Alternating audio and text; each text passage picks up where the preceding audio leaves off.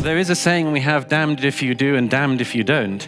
I think we've got to be very, very careful that we don't end up lambasting the freest and most generous countries. You're about to watch Douglas Murray address an accusation thrown against Europe, and by extension, white people, that what they do for Africa boils down to a white saviour complex. Now that's pretty shocking, isn't it?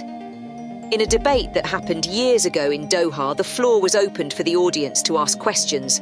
One of them, a Muslim lady named Asma from Kenya, turned to Douglas and said, "And do you think it's judicious for these people in Britain, for example, you talked about how Britain is giving aid to these countries in Africa, it's judicious for them to give this much money to these countries but without even listening to their needs?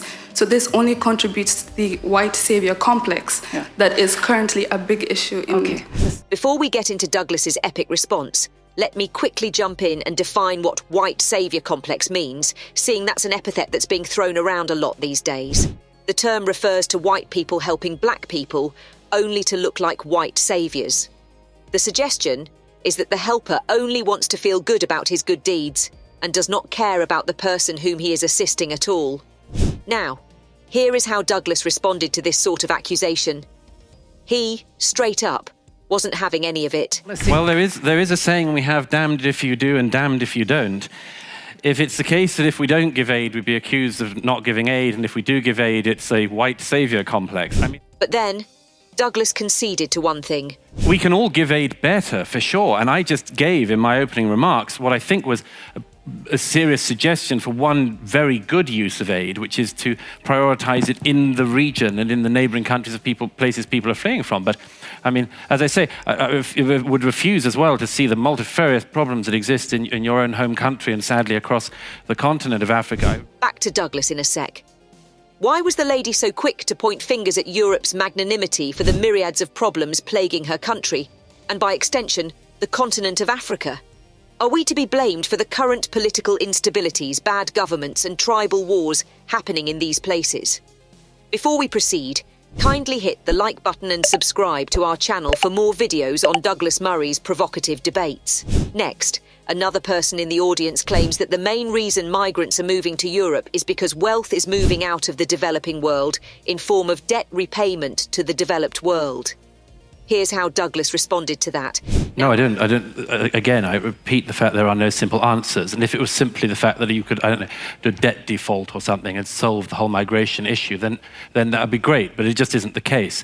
Now watch as Douglas hits the nail at the head with these rhetorical questions. You think that if for instance, all African countries were allowed to default on debt, that they'd become burgeoning, flourishing societies?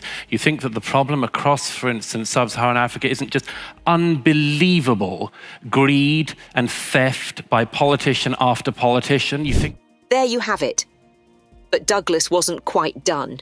You think that if you just wrote off the debt, that would stop being an issue and everyone would become transparent and clean in their dealings with money? I mean, the problems are much deeper than this. They're much deeper than just a simple solution like that.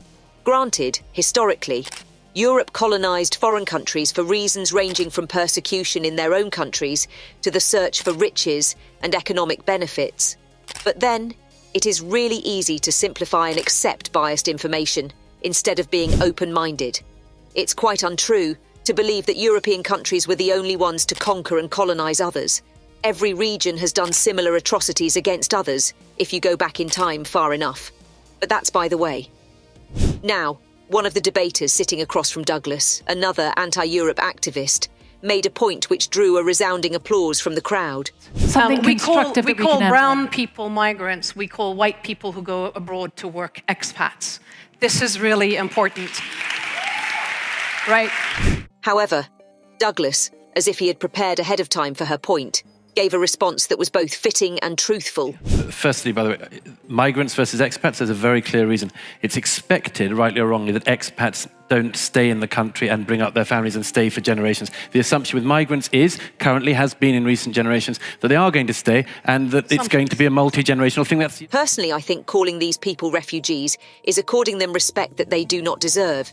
In reality, most of them are actually callous invaders, Whereas some refugees may intend to leave for home as soon as possible, invaders intend to stay and take over. So the present group of refugees certainly belongs to the latter, and hopes of integration are misplaced since they won't, as we can see in the Turks in Germany and the Maghreb refugees in France. No multicultural society in history ever survived for long, and typically ended up with one group massacring the other, as the most recent example of Hutus and Tutsis in Rwanda showed us. To expect otherwise is sheer arrogance or simply insanity. Next, Douglas turns to everyone on stage, throwing shade at Europeans, and asks a question that leaves the whole audience speechless. I think we've got to be very, very careful that we don't end up lambasting the freest and most generous countries. And I would just urge, as a call to, as it were, moral caution on this, urge you in this room and people watching, how many people have you made citizens of Qatar from Syria? How many? Okay. You could have heard a pin drop in the room. Now, the truth of the matter is that Europeans are pacifists. We are, generally speaking, liberals in our thinking. This is why we assume that everyone is as kind, respectful and educated as we are, because we all have our heads in the sand and can't face the reality that we opened our borders to our enemies. I mean, the same people from the East and South we give money to actually hate us and our culture. I mean, let's face it. Islam hates Western liberal culture. They consider the West degenerate and pornographic, but it's too late to stop them from coming since they are already here. Worse still, many of them now have voting rights. That's game over. Now, guys, it's high time we all stood up and demand a change. What are your thoughts on this? Should Europe continue to accept so many refugees? Let us know what you think in the comments section.